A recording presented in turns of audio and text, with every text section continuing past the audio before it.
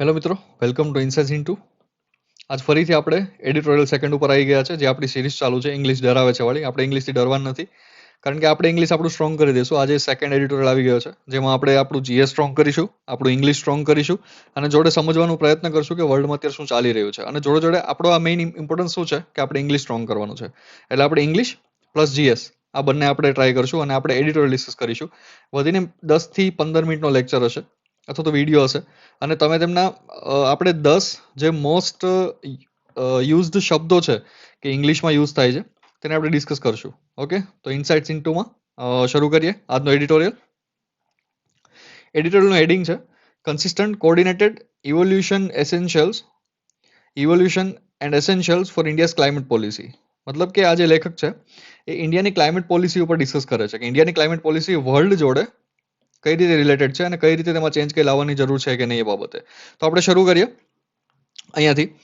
The 1990s were a time of great change in India and the world, which led to forging of the new policies in many areas, including on the environment. મતલબ કે 1990s માં બહુ બધા change આવ્યા છે. હવે discuss કરશે ક્યાં ક્યાં ચેન્જ આવ્યા છે. The Rio Summit of 1992 saw the emergence of the United Nations Framework Convention on the Climate Change, મતલબ UNFCCC. આપણને બધાને ખબર છે કે 1992 માં અહીંયા આપણું જીએસ પણ સ્ટ્રોંગ થાય છે. UNFCCC એક બહુ મોટી સમિટ છે, એ 1992 માં થઈ હતી પહેલી વખત. ઓકે, હવે UNFCCC and the convention of the biological diversity and forest principles, મતલબ યુએનસીબીડી, એ પણ 1992 માં. ઓકે, આ બે વસ્તુ ધ્યાન રાખવાની, ઘણી વખત પ્રિલિમ્સમાં પૂછી લે છે કે ક્યારે આ કન્વેન્શન થયું હતું યુએનએફસીસીસી. ઓકે, તો એ 1992 માં થયું હતું. હવે આગળ વધીએ. આ વાત કરે છે કે 1990s માં આ બધી વસ્તુ થયેલી છે. After Rio, the division of climate change and the biodiversity in India's then Ministry of Environment and the Forest came to life slowly and steadily. મતલબ કે જેવા કન્વેન્શન થયા એવું ઇન્ડિયાને પણ ખબર પડી કે હવે આપણે ક્લાઇમેટ વિશે કંઈક કરવું જોઈએ, એટલે ઇન્ડિયાની ક્લાઇમેટ પોલિસી બનવાની શરૂ થઈ.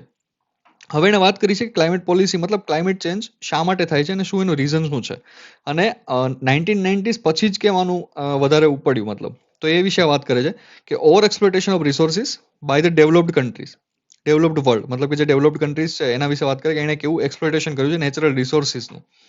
ઠીક છે.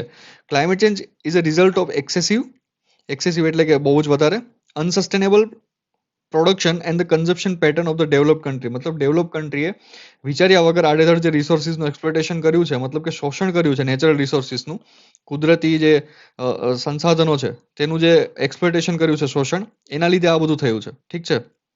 પછી એ પ્રૂફ આપે છે કઈ રીતે કે અ રિસેન્ટ સ્ટડી આર્ગ્યુઝ ધેટ, અને અહીંયા નામ આપ્યું છે કોની સ્ટડી છે, લેન્સેન્ટ પ્લેનેટરી હેલ્થ 2022 ની સ્ટડી છે, તો એ એના વિશે ડિસ્કસ કરે છે. ઠીક છે. આ વસ્તુ ઇમ્પોર્ટન્ટ બની જશે જ્યારે તમે એસે લખવાનું થશે તમારે, અથવા તો તમારે કન્ક્લુઝન લખવાનું હશે, ત્યારે તમે આ ડેટાનો યુઝ કરી શકશો, આવા ડેટાનો. પણ અત્યારે આપણે યાદ રાખવાની જરૂર નથી. અત્યારે આપણે આ એડિટોરિયલ સમજવાનો છે અને એમાં કેટલાક શબ્દો છે એ આપણે જોવાના છે, જે મેં અહીંયા ડિસ્કસ કર્યા છે. ઠીક છે. The recent study argues that between 1970 and 2017, મતલબ કે એટલા વર્ષમાં 1970 થી લઈ 2017 સુધીમાં ડેવલપ્ડ કન્ટ્રીઝ, મતલબ કે જે વિકસિત દેશો હતા, with only 16% of world population, કે જેમાં ખાલી 16% જ વર્લ્ડ પોપ્યુલેશન થી, used 74% of excess resources over their fair share. મતલબ કે ડેવલપ્ડ કન્ટ્રીમાં માત્ર 16% જ પોપ્યુલેશન હતી, તેમણે દુનિયાના 74% કુદરતી સંસાધનોનો યુઝ કરી નાખ્યો. એટલે આના માટે એને શું કીધું? Over exploitation. ઠીક છે. આ એક ડેટા આપણે સમજવા માટે, એટલે આપણને એક સમજણ બને કે જે 1970 થી લઈ અને 2017 સુધીમાં કેવી રીતે ડેવલપ્ડ મતલબ વિકસિત દેશોએ કેવી રીતે કુદરતી સંસાધનોનું એક્સપ્લોઇટેશન કર્યું છે વિચાર્યા વગર, અનસસ્ટેનેબલ વેમાં. ઠીક છે. તો આપણા માટે એક સમજણ છે. ડેટા અત્યારે યાદ રાખવાની જરૂર નથી. In the same period, 58 countries including India, representing 3.6 billion people, staying within their sustainability limits. Amid this stark contrast, what is India's climate policy? મતલબ એને કેવું કર્યું કે અહીંયા બતાવ્યું છે કે ડેવલપ્ડ કન્ટ્રીએ એટલું બધું એક્સપ્લોટેશન કરી નાખ્યું, જ્યારે સામે 58 બીજી કન્ટ્રીઝ હતી. ક્યાં વિચારો તો ખરા, ક્યાં 16% પોપ્યુલેશન વાળી કન્ટ્રી અને ક્યાં 58 કન્ટ્રીઝ. ઠીક છે. એમાં ઇન્ડિયા પણ ઇન્ક્લુડ હતું, કે જે લોકોએ હકીકતમાં કુદરતનું કોઈ ઓવર એક્સપ્લોટેશન કર્યું નથી. આ એક એને ફ્રેમ બાંધી છે. હવે ડિસ્કસ કરે છે ઇન્ડિયાની ક્લાઇમેટ પોલિસી, જે આપણે જીએસ માટે બહુ જ ઇમ્પોર્ટન્ટ છે. આના ઉપર એક ક્વેશ્ચન બની શકે. ઠીક છે. તમારા ક્લાઇમેટ ચેન્જ માટેનો જે આપણે સિલેબસમાં ટોપિક છે, કોઈ પણ હોય, મતલબ સીસીએ મેન્સ હોય, જીપીએસસી હોય, કેમાંય પણ આનો યુઝ થઈ શકે છે. એટલે શાંતિથી સમજો આ વસ્તુ. જીઓગ્રાફી, પેલું કે 5 major determinants of India's climate policy, મતલબ ઇન્ડિયાની ક્લાઇમેટ પોલિસીને ડિટરમાઇન કરવા માટે કયા ફેક્ટર્સ હોઈ શકે, તો એને 5 ફેક્ટર લીધા છે. The India's climate policy is based on 5 major determinants: geography, population, impact, world view and actions.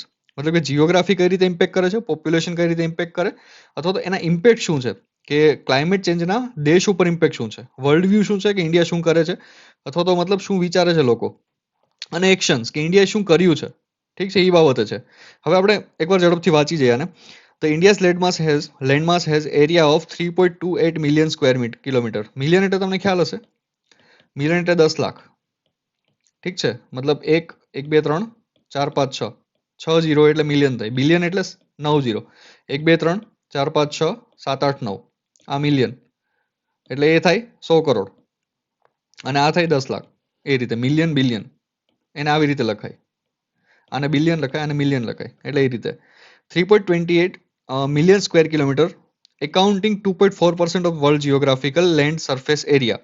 મતલબ કે વર્લ્ડના દુનિયાના 2.4% એરિયા, લેન્ડ એરિયા ઇન્ડિયા પાસે છે. And 4% of the world fresh water resources, મતલબ કે દુનિયાના 4%, મતલબ જે ફ્રેશ વોટર, મતલબ કે જે સારું પાણી છે, પીવાલાયક પાણી છે, એના 4% ઇન્ડિયા પાસે છે. India is world 7th largest country. It is one of the 17 mega biodiverse countries. આવો એક ઇમ્પોર્ટન્ટ ફેક્ટ છે. 7 મેગા ડાયવર્સ મતલબ કે જૈવ વિવિધ ક્ષેત્ર કહેવાય તેવા 17 ક્ષેત્ર ઇન્ડિયામાં આવેલા છે. એટલે બહુ જ વધારે કહેવાય, 17 એટલે બહુ સારું કહેવાય. ઠીક છે. Having 4 biodiversity hotspot. Biodiversity hotspot છે, પ્રિલિમ્સમાં શાયદ પૂછાઈ શકે, એકવાર તમે સર્ચ કરી લેજો, અને બાકી સર્ચ કરી મને કોમેન્ટ બોક્સમાં જણાવો કે એનું મિનિંગ શું થાય છે. ઠીક છે, ફરીથી વાંચીએ આપણે પહેલેથી. India is world's 7th largest country. It is one of the 17 mega biodiverse countries, having 4 biodiversity hotspot, 10 biogeographic zones and 22 agro biodiversity hotspot. આ થોડું વધી ગયું છે, આપણે એને બહુ ડિસ્ક્રાઇબ નહીં કરતા, આગળ વધીએ. ઇન્ડિયા એક્સપિરિયન્સીસ 6 ડિફરન્ટ સિઝન્સ, મતલબ કે 6 સિઝન ઇન્ડિયામાં આવે છે. ઠીક છે. And it civilisation and the economy have developed in a harmony with the seasonal cycle. મતલબ કે આ સેન્ટેન્સ બહુ જ સરસ છે, કે ઇન્ડિયાની જે ડાયવર્સ સોસાયટી સોશિયલ સિસ્ટમ છે, કે આપણે બધા કઈ રીતે, તો કે આપણે બધા સિઝન જોડે જોડાયેલા છીએ. લાઈક આપણા તહેવારો કઈ રીતે આવશે, કે ભાઈ જ્યારે એકદમ સૂકું હશે અને કેસુડા હશે ત્યારે જ આપણું હોળી આવશે. ઠીક છે, જ્યારે ગરમી થવાની હશે ને એવું બધું, એટલે મતલબ આપણે એ રીતે હોળી, લોહરી, આ બધું, અથવા તો આપણા પાક જ્યારે લણવાના હોય એ રીતે આદિવાસી તહેવારો આવતા હોય, એટલે આપણી પૂરી સિસ્ટમ, સોસાયટી સિસ્ટમ સિઝનલ છે. ઠીક છે, એવું કહેવા માંગે, સિઝનલ સાયકલ જોડે. In recent decades, the climate change has disrupted this harmony by blurring the distinction between the two seasons. આપણને ખબર છે, ક્યારેય પણ વરસાદ પડી જાય છે, ક્યારેય પણ ગરમી પડવા માંડે છે, અને ક્યારેક ઠંડી પડવા માંડે. એટલે આ શું કહેવા માંગે, કે બ્લરિંગ ધ લાઇન્સ એટલે કે મતલબ બે સિઝન વચ્ચેનો જે લાઇન હોય છે, કે હવે આ સિઝન ચેન્જ થઈ, એ આખી લાઇન જ હવે મટી ગઈ છે, એવું કહેવા માંગે છે. Climate change has disrupted this harmony by blurring the distinction between two seasons, which has led to increase the unpredictability and the negative consequences for nature and society. હવે અનપ્રેડિક્ટેબિલિટી એટલે કે ભાઈ જે એનો આગાજ નથી કરી શકાતો કે આવું થશે. ઠીક છે, હવે અનપ્રેડિક્ટેબલ થઈ ગયું છે આખું સિઝન, કે ક્યારે કઈ સિઝન આવે એને કંઈ ખબર નથી. એના લીધે શું થાય છે, કે નેગેટિવ કોન્સિક્વન્સીસ, ઠીક છે, નેચર અને સોસાયટી ઉપર પડે છે. એ અહીંયા સમજવા જેવું છે. ઠીક છે, તો અહીંયા એને જીઓગ્રાફીની અસર કરી, કે શું કામ ઇન્ડિયાની ડાયવર્સ જીઓગ્રાફી છે. મતલબ તમે ઇન્ડિયાની જીઓગ્રાફી જુઓ તો એકદમ ડાયવર્સ છે, અહીંયાથી અહીંયા સુધી બધે જ અલગ અલગ છે. એટલે જેવું પણ ક્લાઇમેટ ચેન્જ થશે તો બધા જ એરિયામાં એની અલગ અલગ અસર થશે, એ અહીંયા સમજાવવા માંગે છે. હવે second, population. India's 1.4 billion people account for almost 1/6 of humanity. મતલબ કે દુનિયાના જેટલા પણ લોકો છે એમાંથી 1/6, છઠ્ઠા ભાગના લોકો ભારતીય છે. મતલબ તમે ગણવાનું શરૂ કરો 1 2 3 4 5 6, તો છઠ્ઠો ભારત જ ન નીકળે. પછી 7 8 9 10 11 12, તો 12મો ભારત વાળો જ હશે. એવી રીતે 1/6 of humanity, મતલબ કે જે માણસ જાત છે એમાંથી છઠ્ઠા ભાગના તો ભારતીય જ છે ખાલી. It is home to 7 to 8% of recorded species of the world. મતલબ કે દુનિયાની 7 થી 8% સ્પીસીસ, મતલબ સેમ થયું ને, કે તમે સ્પીસીસ ગણવાનું શરૂ કરો એટલે 1 2 3 4 5 6 7, 7માં એ પહોંચો તો એ ભારતમાં જ દેખાવ તમને જોવા મળે. એવી રીતે 7 to 8% recorded species of the world. Human to land ratio is very low, મતલબ કે એક માણસને રહેવા માટે જે લેન્ડ જોઈએ એ ઇન્ડિયામાં બહુ જ ઓછું છે. ઠીક છે, એની વાત કરે છે. And two survive with this limitations we need to understanding and integrated management of land overload. માટે એને શું કેવું કહ્યું છે કે એક તો એટલી બધી પોપ્યુલેશન છે, એટલી બધી મતલબ હ્યુમેનિટીના એટલી બધી પોપ્યુલેશન છે, અને લેન્ડ કેટલી છે? ઓછી છે એકદમ, મતલબ જમીન ઓછી છે લોકોને રહેવા માટે, મતલબ ગીચતા ઘણી વધારે છે એવું આ કહેવા માંગે છે. અને આટલી ગીચતા હોવાના લીધે જો ક્લાઇમેટ ચેન્જનું ધ્યાન રાખવું હોય તો શું કરવું પડશે કે લેન્ડ એન્ડ વોટરનું મેનેજમેન્ટ કરવું પડશે, ઇન્ટિગ્રેટેડ મેનેજમેન્ટ. ઠીક છે, ઇન્ટિગ્રેટેડ એટલે સંકલિત. આપણે આગળના પેજમાં જોઈએ હમણાં. હવે શું છે ઇમ્પેક્ટ? હવે the global climate risk index 2020 puts India at the fifth most affected country by extreme weather events. Extreme weather event એટલે કે ક્યારેય પણ વાવાઝોડું આવી જવું. તમને ખબર છે કે હમણાં હવે વાવાઝોડાના કેસ વધ્યા છે, એ તમને ખબર છે. એટલે એ એક્સ્ટ્રીમ વેધર ઇવેન્ટ્સમાં આવે છે. અને ક્લાઇમેટ જે આ રિપોર્ટ છે એને તમે આન્સરમાં ક્યાંય પણ લખી શકો. ક્લાઇમેટ ચેન્જનો કોઈ ઓપ્શન આવે કે ભાઈ ઇન્ડિયાને ક્લાઇમેટ ચેન્જ વિશે શું કર્યું છે તે જણાવો, તો કન્ક્લુઝનમાં તમે લખી શકો કે ભાઈ the climate risk index 2020 has put India as the fifth most affected country. અને આનાથી તમને એડિશન અડધો માર્ક મળી શકે, તમે માનો કે ના માનો. ઠીક છે, એ બતાવે છે કે તમે વેલ રીડ છો. હવે આગળ વાંચીએ. A 2018 World Bank report predicted that rising temperature and changing monsoon rainfall patterns could cost India 2.8% of gross domestic product, મતલબ કે જીડીપી. ઠીક છે, હવે વર્લ્ડ બેંક શું કહે છે? વર્લ્ડ બેંક એવું કહે છે કે આ જે ક્લાઇમેટ ચેન્જ છે એ ક્લાઇમેટ ચેન્જના લીધે ઇન્ડિયાની જીડીપીને મતલબ ઇકોનોમીને 2.8%ની અસર કરી શકે છે. હવે તમે વિચારો કેટલું ભારે કહેવાય. મતલબ કે લોકોને તો અસર થવાનું જ છે, સોસાયટીને તો અસર થવાનું જ છે, જોડે જોડે ઇકોનોમીને પણ અસર થવાનું છે. હવે તમે જુઓ, તમને ક્લાઇમેટ ચેન્જનો ક્વેશ્ચન પૂછાણો તો ક્લાઇમેટ ચેન્જને તમે સોસાયટી જોડે લિંક કરો, સોસાયટીમાં લોકો આવે તો પીપલ જોડે લિંક કરો, પછી તમે નેચર જોડે લિંક કરો કે નેચરને કઈ રીતે અસર કરે છે ક્લાઇમેટ ચેન્જ. ઠીક છે, પછી તમે તેને લિંક કરો ઇકોનોમી જોડે. અહીંયા કહ્યું છે ને વર્લ્ડ બેંકે કે ઇકોનોમીને પણ અસર કરશે. હવે તમને ક્લાઇમેટ ચેન્જની અસરનો ક્વેશ્ચન પૂછાણો તો વિચારો તમારી પાસે 4 ડિફરન્ટ સેક્શન છે. હજી હું તમને આમાંથી ઘણા આપી શકું એક્સ્ટ્રા, પણ અત્યારે આ આર્ટિકલમાંથી આપણને 4 મળ્યા. એટલે તમને ક્લાઇમેટ ચેન્જનો અસર પૂછાય, ઠીક છે, તો તમે એગ્રીકલ્ચરની અસર લખી શકો, લોકો ઉપર શું અસર થાય લખી શકો, સોસાયટી ઉપર શું અસર થાય, એ સમાજ ઉપર શું અસર થાય એ લખી શકો, ઇકોનોમી ઉપર શું અસર થાય, એ અર્થતંત્ર ઉપર શું અસર થાય લખી શકો. આવી રીતે અલગ અલગ પોઈન્ટ બનાવવાના. આને શું કહેવાય? આને ડાયમેન્શન જનરેશન કહેવાય આન્સર રાઇટિંગ માટે. એ તમે પછી લેંગ્વેજનું પેપર હોય કે તમારું જીએસનું પેપર હોય, બધા જ માં આ વસ્તુ કામ આવે. એના ઉપર આપણે અલગથી સેશન લઈશું જ્યારે આપણી મેન્સ નજીક આવે ત્યારે આપણે ડાયમેન્શન્સ કેમ જનરેટ કરવા. કે આપણા ધારો કે કોઈ 10 માર્કનો ક્વેશ્ચન છે ને આપણે 20 પોઈન્ટ લખ્યા તો 20 પોઈન્ટ એકબીજાથી અલગ કઈ રીતે બને, એના ઉપર આખા કોઈક આપણે લેક્ચર લઈશું, અથવા તો એવું લાગશે તો સિરીઝ જ મૂકી દઈશું કે જેમાં આપણે પીવાયક્યુ સોલ્વ કરી અને ડિસ્કસ કરશું કે આમાં કઈ રીતે ડાયમેન્શન જનરેટ કરી શકાય. ઠીક છે ને, હવે આગળ વધીએ આપણે. અહીંયા આપણે વાત કરી લીધી એટલી. હવે જીઓગ્રાફી ડિસ્કસ કર્યું, પોપ્યુલેશન ડિસ્કસ કર્યું, ઇમ્પેક્ટ ડિસ્કસ કર્યું. હવે વર્લ્ડ વ્યૂ ડિસ્કસ કરીએ કે વર્લ્ડ વ્યૂ શું છે ઇન્ડિયાનો. India's world view is shaped by its ancestors, મતલબ કે આપણા જે પૂર્વજો છે તેના દ્વારા જ આ એક આપણો વર્લ્ડ વ્યૂ ડેવલપ થયો છે. હવે એમાં 2 વસ્તુ છે, બહુ જ સરસ આપેલી છે. આ તમે કોઈ પણ એસેમાં, ગુજરાતી ઇંગ્લિશના કોઈ પણ એસેમાં તમે આનો યુઝ કરી શકો છો. આ હું જે કંઈ કહેતો જાઉં છું એ તમે તમારી અલગ નોટમાં નોટ કરતા હોજો, બીકોઝ આ બધી વસ્તુ તમને બહુ જ કામ આવશે. ઠીક છે ને. India's world view is shaped by that of its ancestor, મતલબ કે પૂર્વજો દ્વારા, of living in harmony and consonance with nature. મતલબ કે આપણને ખબર છે કે આપણે પ્રકૃતિ જોડે બહુ જ સાનિધ્યથી રહે છે. ઠીક છે ને, કન્સનન્સથી, હાર્મનીથી, કારણ કે પ્રકૃતિમાં આપણે ભગવાનને જોઈએ છીએ એટલા માટે અહીંયા એવું કહેવા માંગે છે. Gandhi's idol of trusteeship and the ability of earth to provide enough for everyone's need and not for anyone's greed represent the continuous strain of thought since the time immemorial. મતલબ કે એવું કહેવા માંગે છે કે ગાંધીજીનો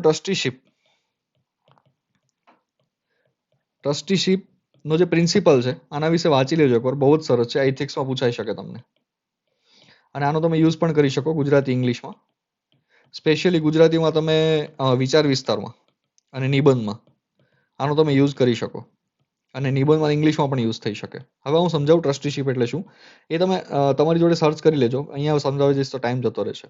okay, principle of trusteeship and ability to earth, મતલબ કે ગાંધીજી કીધું છે ને કે earth is enough for everyone's need, કે અર્થ પાસે, મતલબ કે પૃથ્વી પાસે બધાની જરૂરિયાત પૂરતું જ છે, પણ બધાની ગ્રીડ સંતોષવા માટે એની પાસે નથી કંઈ.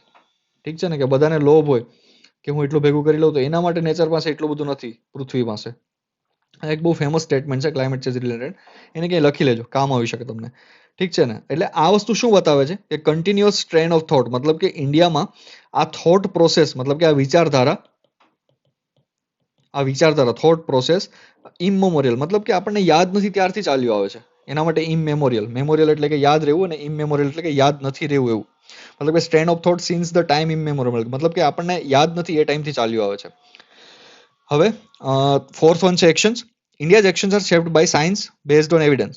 Despite having historical cumulative emissions of less than 4% and 1.9 tons of carbon dioxide per capita emission, India has taken the strong climate actions. This is unlike developed countries which show enthusiasm for climate actions for everyone but themselves. હવે અહીંયા એક sentence formation બહુ સરસ રીતે સમજવાની જરૂર છે કે અહીંયા એને શું કીધું છે કે ઇન્ડિયા એનું મતલબ જે ક્લાઇમેટ પોલિસી એક્શન્સ છે એ સાયન્સ દ્વારા એવિડન્સ બેઝડ છે. હવે મતલબ આપણને બધાને ખબર છે કે ઇન્ડિયાનું જે CO2 એમિશન, મતલબ કે જે CO2 એમિટ કરે છે એ એકદમ લો છે, મતલબ 4% કરતાં પણ ઓછું છે, જે વર્લ્ડમાં તો બહુ જ ઓછું કહેવાય છે. ઠીક છે, અને પર કેપિટા એમિશન તો એ પણ ઓછું છે. ઓકે, તો હવે એવું હોવા છતાં પણ ઇન્ડિયાને ક્લાઇમેટ એક્શનમાં બહુ જ સારા એવા ડેવલપ કન્ટ્રી ના લે એવા એક્શન્સ લીધા છે. ઠીક છે, અને આ સેન્ટેન્સ બહુ સમજવા જેવું છે. કેમ? હું તમને સમજાવું. This is unlike develop countries. Unlike એટલે કે ડેવલપ કન્ટ્રીની જેમ નથી. આ આપણે એક સેન્ટેન્સ ફોર્મેશનમાં સમજવાની જરૂર છે કે ભાઈ મારું કામ રમેશ કરતા સરસ છે. ઠીક છે, હવે આપણે એવી શીખે કરીએ કે અનલાઇક રમેશ, આવી રીતે એને લખી શકાય કે unlike Ramesh, my work has potential. ઠીક છે, એટલે તમે શું કીધું કે ભાઈ રમેશ કરતા મારા કામમાં પોટેન્શિયલ છે, એવી રીતે એને અહીંયા કીધું કે it is unlike develop countries which show enthusiasm for climate actions for everyone but themselves. હવે આ બટ ધેમસેલ્સ છે ને એ નેગેટિવ સેન્સમાં છે. કઈ રીતે તમે સમજાવું કે show enthusiasm for climate change, મતલબ કે ક્લાઇમેટ ચેન્જ માટે એન્થુસિયાઝમ એ બહુ જ ઉત્તેજિત થાય કે હા ચલો મતલબ ક્લાઇમેટ ચેન્જ આપણે કરીએ અને એક્શન્સ લઈએ આપણે ફોર એવરીવન, મતલબ બીજા બધા માટે એને એન્થુસિયાઝમ હોય છે, બટ themselves એનો મતલબ થાય કે પોતાના માટે નહીં. આવું તમને કે દેખાય તો સમજો. આ બહુ જ સરસ સેન્ટેન્સ છે અને સમજવા જેવું છે. ઠીક છે, હવે આગળ જઈએ. The evolution of India's climate policy, મતલબ કે ક્લાઇમેટ પોલિસી ઇવોલ્યુશન એટલે કે તેનું ઉત્ક્રાંતિ કઈ રીતે થઈ એ બાબતે આ થોડું એવું છે, થોડું સમજવા જેવું છે. તમે આનો યુઝ કરી શકશો જીએસમાં, અને ત્યારબાદ આપણે શબ્દો તો ચેક કરવાના જ છીએ. આપણે બધી 10 શબ્દો ચેક કરશું, વધારે નહીં, કારણ કે આપણે વધારે યાદ રાખવા પણ નથી, માથું ફાટી જાય. India's climate policy is informed by the inclusive growth for all-round economic and social development, eradication of poverty, declining carbon budget, adherence to UNFCC's foundational principle, and climate-friendly lifestyle. મતલબ કે અહીંયા એને એવું કીધું છે કે ઇન્ડિયાની ક્લાઇમેટ પોલિસી કેવી છે. તો હવે આના તમે 6 થી 7 પોઈન્ટ બનાવી શકો. કઈ રીતે તમને સમજાવું. India's climate policy inform by inclusive growth, મતલબ કે ઇન્ક્લુઝિવ ગ્રોથથી લેડન છે. ઠીક છે, આ પહેલો પોઈન્ટ થયો. બીજો પોઈન્ટ કે all-round economic and social development, મતલબ કે માત્ર ઇકોનોમી પૂરતું જ નહીં પણ સોસાયટીને પણ લાગુ પડે એવી ઇકોનોમિક પોલિસી છે. પછી હું કીધું છે ઇરેડિકેશન ઓફ પોવર્ટી. ઇરેડિકેશન એટલે કે મટાવું. આ જે ઇરેડિકેશન શબ્દ છે એનો અર્થ એવો થાય મટાડવું. એટલે ત્રીજું કે ભાઈ ગરીબી હટાવે છે એવી પોલિસી પણ છે. ડિક્લાઇનિંગ કાર્બન બજેટ. ચોથું કે ભાઈ જે કાર્બનનું ઇમિશન છે CO2 નું જે વાતાવરણમાં છોડે છે એ પણ નીચે લાવે છે. ઠીક છે, પછી શું કીધું છે કે એડહેરન્સ ટુ એટલે કે તેને લાગુ રહેવું. એડહેરન્સ ટુ UNFCC's ફાઉન્ડેશન પ્રિન્સિપલ, મતલબ કે જે UNFCC છે 1992માં જે ફોર્મ થઈ છે એના પ્રિન્સિપલ્સને પણ લાગુ કરે છે. એવી રીતે 5 થી 6 પોઈન્ટ તમે બનાવી શકો. Its climate policy has been clear, consistent and coordinated. મતલબ કે પહેલેથી જ ચાલે છે અને બહુ સરસ રીતે ચાલે છે. India has been clear that climate change is a result of over exploitation of nature resources by the develop countries. India has been clear, મતલબ ઇન્ડિયાને ખબર છે કે આવું થયું છે. અહીંયા આપણે ડિસ્કસ કર્યું ને હમણાં, તમને યાદ હોય તો. ઠીક છે, the country has been strong voice of global south and the main force behind the common but differentiated responsibility and the respective capability. આ એક પ્રિન્સિપલ છે, બહુ ડેપ્થમાં છે. એ તમે ક્લાસ 1-2 કરતા હોય તો કામનું છે, બાકી કે કામનું નથી. એકવાર તમારી રીતે સર્ચ કરી જાણી લેજો. ઠીક છે ને. It is now added 2 more C's to climate policy, that is confidence and the convenient actions. ઠીક છે, India has reflected the confidence in building global institutions like the International Solar Alliance, Coalition for Disaster Resilient Infrastructure and the Global Biofuel Alliance. આ જે 3 initiative છે એ ઇન્ડિયાની climate પોલિસીના proof છે.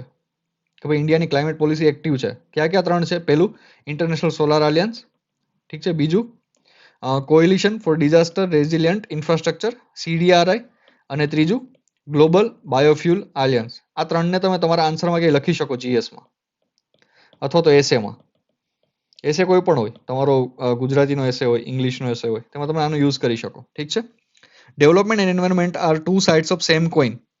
મતલબ કે અહીંયા બહુ સરસ, આ એક બહુ જ સરસ સેન્ટેન્સ છે. ડેવલપમેન્ટ એન્ડ એન્વાયરમેન્ટ મતલબ કે એક સિક્કો છે, સિક્કામાં આ સાઈડ ડેવલપમેન્ટ છે ને આ સાઈડ એન્વાયરમેન્ટ છે. મતલબ કે વિકાસ તમારો તમે કરો ત્યારે પર્યાવરણ પણ એની જોડે જ આવે. એટલે તમે જો આ સિક્કાની બીજી બાજુમાં ધ્યાન નથી આપતા તો ઓબ્વિયસલી નુકસાન કરવાનું છે. એટલા માટે એક કહેવત છે કે સેમ કોઈન, મતલબ sides of same coin, two sides of same coin. Coin એટલે કે સિક્કો અને એની બે સાઈડ, આપણે કહે ને સિક્કાની બે બાજુ, એવી રીતે ડેવલપમેન્ટ એટલે કે વિકાસ અને પર્યાવરણ આ સિક્કાની બે બાજુ જેવું છે. બંનેનું જોડે તમારે ધ્યાન રાખવું પડે. And must be taken together for all around holistic development unless the world truly believes in the Indian ethos of Vasudhaiva Kutumbakam. Ready? આ એસે માટે કેટલું સરસ મટીરિયલ છે, એસે માટે, તમારા આન્સર્સ માટે, ઠીક છે ને? કે truly believes in the Indian ethos of Vasudhaiva Kutumbakam, one earth, one world, one future. We will be unable to solve climate change. મતલબ કે જ્યાં સુધી આપણે આમાં બિલીવ નહીં કરીએ, શેમાં? તો કે ભાઈ ઇથોસ, ઇન્ડિયન ઇથોસ. આને ઇંગ્લિશમાં એવું ઇન્ડિયન ઇથોસ બહુ સરસ વર્ડ છે, આ ઘણી વખત ઇંગ્લિશમાં યુઝ થાય. મતલબ કે આપણી જે સાંસ્કૃતિક વિચારધારા છે એના માટે આવું કહેવાય ઇન્ડિયન ઇથોસ, ઠીક છે ને? Indian ethos of Vasudhaiva Kutumbakam, one world, one earth, one world, one future. We will be unable to solve climate change. India's model of sustainable development must act as a rallying cry for developing countries to counter the narratives presented by the developed world, bringing science and evidence to forefront of policy making. આ conclusion છે. હંમેશા જ્યારે આપણે કોઈ પણ editorial વાંચતા હોય ને ત્યારે ફર્સ્ટ પેરેગ્રાફ અને લાસ્ટ પેરેગ્રાફ ખાસ વાંચવો, બીકોઝ આપણા જે ક્વેશ્ચનનો ઇન્ટ્રો અને કન્ક્લુઝન છે તેને બહુ મસ્ત સપોર્ટ કરે. એટલા માટે આ કન્ક્લુઝન બહુ સરસ છે. એ આ જેટલી વાત કરી એ બધીને એણે અહીંયા એક પેરેગ્રાફમાં ફર્મ કરી દીધું કે India's model of sustainable development, મતલબ કે આ જે પણ મોડલ છે એણે બતાવી દીધું. Must act as a rallying for developed countries, મતલબ કે આ જે ડેવલપ કન્ટ્રી આ જે બધી લપ કરે છે તો એના માટે આ એક મોડલ હોવું જોઈએ, એમને સ્વીકારવું જોઈએ. તો આની વાત પણ એને કરી દીધી. Counter the narrative presented by, મતલબ કે અહીંયા જેણે કીધું ને કે એ લોકોને બીજાના બધા માટે ક્લાઇમેટ ચેન્જ એક્શન્સ કરવા માટે બહુ એન્થુઝિયાસ્ટ હોય પણ પોતાના માટે નહીં. તો એણે અહીંયા કીધું છે કે નરેટિવ એટલે કે ફોલ્સ નરેટિવ, આપણને ખબર જ છે પોલિટિક્સમાં આવે છે.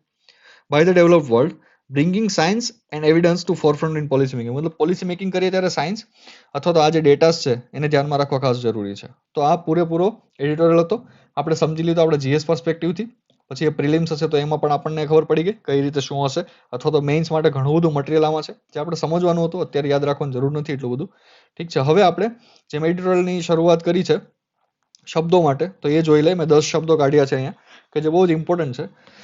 અહીંયા કેવું થશે કે જે લોકો ગુજરાતીમાં વાંચે એમને ઇંગ્લિશ શબ્દો મળી રહેશે, અને ઘણા લોકો જે ઇંગ્લિશમાં રીડિંગ કરે છે એમને ગુજરાતી શબ્દો મળી રહેશે.